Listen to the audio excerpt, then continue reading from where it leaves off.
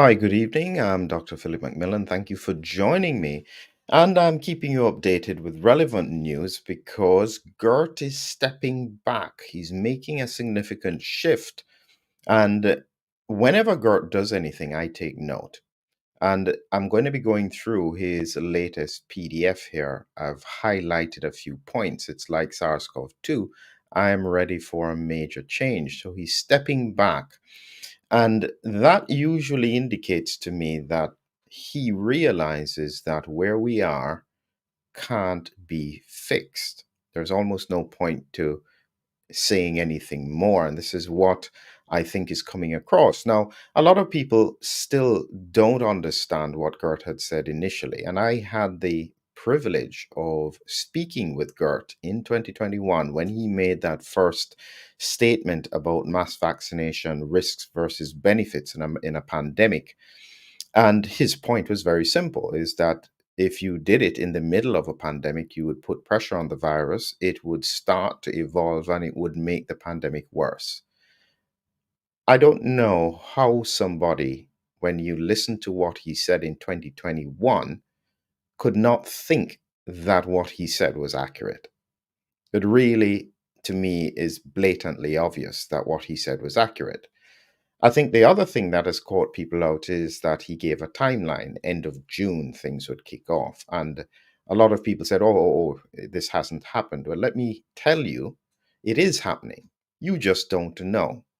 And when you know, it's too late, because by that point, it will be all over the news. And there's no point in saying it at that point. But I am telling you, clinically, on the ground, it's already happening. And I'll show you why I said that. And I probably think I understand what it is that Gert was talking about.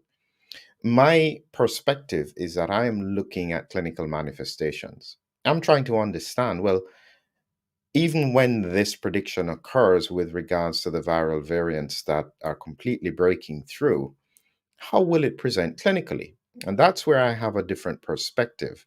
And for those people, I've said this just recently, is I am looking at the storm, the spike triggered autoimmune response mechanism. And this is what I anticipate is going to happen. And what is catching people out is that they keep on perceiving that it will present as severe COVID-19. So, just to remind you, if you do want to join my first presentation on this, this is coming up on Thursday, the 18th of July. Register. The link is below. I think the free tickets have gone, but we'd still love to have your presence. This is a very important topic because it's preparing clinically what is about understanding this storm and how potentially we can do something about it. I think part of the problem is that realistically, without the scientific community completely being on board and researching and actively trying to find solutions, there's very little you can do because you won't have any treatment protocols. And even if you suspected a patient had a storm, what can you do? There's limited leeway at the moment. And so this is why it is so significant. One of the other points is that because I have been looking at this for so long in the context of autoimmunity and being able to be frontline to seeing patients, this is the difference. So, different from a researcher who is looking at papers, I had the opportunity to not just study the science, but to observe it firsthand. And so I've been looking at these patterns since all the way in 2021, after vaccines had first been rolled out, and seeing unusual patterns, and then looking at how the virus interacts to cause symptoms, trying to find a prodromal period for patients when they come with unusual symptoms. And so I've been studying that for now about 3 years, looking at the presentation and trying to feel it out and trying to understand it, and critically to work out, well, what can we do? The truth is that if and when we see this occurring, there is not a lot we can do if we don't have a clear strategy for immune suppression. That's the big concern that I have, is the scientific community is walking into this blind, and the outcomes, if we walk into it blind, are quite serious.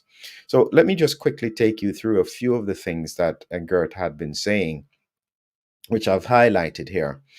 So he's saying, like SARS-CoV-2, he is ready for a major change. And so he's relocating to the German speaking part of Belgium. I suspect that's a quieter part of Belgium. And he's adjusting his social media presence. I'll come to that in a little bit. And he's been talking about over the last 4 years, he conveyed his message. And despite his best efforts, governments, public health leaders, and expert scientists continue to misunderstand the dynamic, complex, and interrelated consequences that have evolved from their shot in every arm approach. So, this is an important point. He has been saying largely the same thing since the beginning of the pandemic. And as I said, for me, it's blatantly obvious. Maybe because I had the opportunity to discuss with him on multiple occasions, and I get to speak with him before and after the presentations, I really get a chance to listen to what he's thinking about. Sometimes, because of language, it can be challenging to get it across. But I'm telling you that I haven't found any better analysis of what's happening than what comes from Gert. Now, the other thing that he was saying is that you can see it here. So, this means that in highly vaccinated COVID populations, the immune escape pandemic is on the brink of transitioning from its chronic phase, he describes that as long COVID, to its hyperacute phase, enhancement of severe disease, and therefore likely to escalate excess deaths. I definitely completely agree with that. And it's something that, as I said, is already happening. It's just that you don't know because the numbers are not really in, meaning it takes a while for the numbers to be collated. And this will appear more like a storm surge rather than a tsunami. And a tsunami sounds exciting, but it's a big wave that comes in front of you and crashes on top of you. That's how people anticipate it's going to happen. No, it's going to be more like a storm surge. And a storm surge is like standing on the beach and you see a wave crashing in the distance and it washes up further than you thought. But when the wave washes up to your feet, it doesn't stop. It just keeps on going further and further. And before you know it, you're knee deep, then you're waist deep, and it just keeps on going out. That's a storm surge. And it is extremely dangerous because people don't react to it until it's too late. So, this is how I anticipate we are looking at what is happening. And so, just to tell you why, this is the scientific part of what is going on. I've got here a paper that I've spoken about recently, the virological characteristics of SARS-CoV-2, KP3, LB1, and KP23 variants. These are the new variants that are coming up. So this was posted on the 9th of June, 2024. And I'm going to show you a diagram in this that kind of highlights why it is that Gert and myself are so worried, because this is not stopping. And for those people who think this is normal, this is not normal. This is not how it works every year. If you have a flu virus and it passes through the population, and then the next year you have a flu virus, this is following no patterns and it is just getting worse and worse. So here is the reality of the situation now. So this is looking at the transmission capabilities of the different variants. And JN1, the grandfather of them, this is they put this as one, so meaning that you're comparing it to JN1. And you can see that the one before it, the BA 2.86, one was less transmissible. But KP2, KP3, these are significantly more transmissible. And the one that looks as though it's the monster is LB1, very transmissible. And when you look at the different regions of the world, you can see here in Canada, it's rapidly rising. This is while JN1 is falling off. And you can see here as well, KP3 has risen and coming down, but LB1 is starting to rise in Canada, the United Kingdom, the USA. And what it means is that there is variant after variant after variant. This is not stopping. And this is exactly what Geert had predicted. He said there would be an escalation in terms of the variants, and this is very significant. What's even more concerning, and this is something that came out of our last presentation, and when I realized what he was saying, I realized how serious this was. And it's this bit here. He said the as transmission efficiency increases, as we can see with the other variants, more animal reservoirs are being generated due to the transmission of SARS-CoV-2 variants from humans to animals, a phenomenon known as reverse zoonosis. Now, what it is that Gert explained at our last presentation is that he believes that what we're seeing in the animal kingdom with regards to bird flu is because of the influence of these variants on the animals. They are getting infected, and what you have to remember, this virus is exceptional at suppressing interferon. And so, what you're then going to have is co infections with the animals. So, they will get not only the Omicron variant, but they will get a flu variant. So, then you will see flu moving through the animal population. And then, when you have a human transmissible flu, it will come into the human population, and the immune systems that have been absolutely hammered over the last few years will not be able to cope. That's where you have the interaction between this ongoing SARS CoV 2 pandemic or epidemic in highly vaccinated regions linking in to what's happening in terms of the animal kingdom. And the point that he said at the time that I really struck me is that if this is putting the whole animal population at risk as well, nature has a way of just solving it. Because at the moment, the problem is in the human population. They can't control the virus, they're unable to deal with the infections. The immune system is too hyper focused on the original variant. And so, variant after variant after variant, they can't stop the infections. It keeps on going around. This is pretty serious. Now, he has a perspective here, and this is towards the end of his thing. Those who are healthy and unvaccinated will indeed not be affected. I have a proviso in this, in that I think that it's not so straightforward. I think that the healthy and unvaccinated are at lower risk, but I don't think that they are at no risk. And that's one of the problems because they can still get infected. And every time the virus breaks through the immune barrier in the upper airways and gets into the bloodstream, this is where it makes a predisposition for this storm, spike triggered autoimmune response mechanism. And as I said, this is not something, when I talk about these things, people may think it's a theory. It's not a theory. I've been seeing this and studying this for a long time. And I am just looking at how it comes together and what the presentations can be like.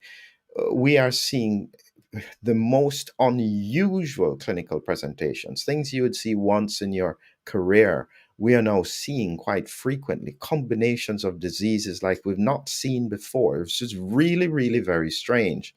The only thing that makes sense is that this is within that autoimmune paradigm. So, this is the bit that I think is very complex. People are expecting this to be respiratory disease. Some of it will be. It will be a viral pneumonia with secondary bacterial infection. And we're seeing that all the time already. But what is going to happen when we have pure viral viremia, where the viruses are circulating in the bloodstream, how it presents in each individual patient is very complex. It's not straightforward. Just to mention, there is a link in the description, and this is for Gert's new site, Immune Biology Discussion Forum. So if you're going to keep up to date with him, you just register there. Please support him. He's devoted 4 years into this system. He does it's certainly beneficial for him to have some financial support. So please If you can afford it, join his community, and he will keep you up to date as to what is happening. I'm sure I'll be able to get him on another interview, and we'll be able to discuss in a bit more detail what it is that he's looking for. But at this time, I think that Gert's move is very concerning. And even I'm concerned with the degree of circulation of virus at the moment. It literally is everywhere. And we're not testing.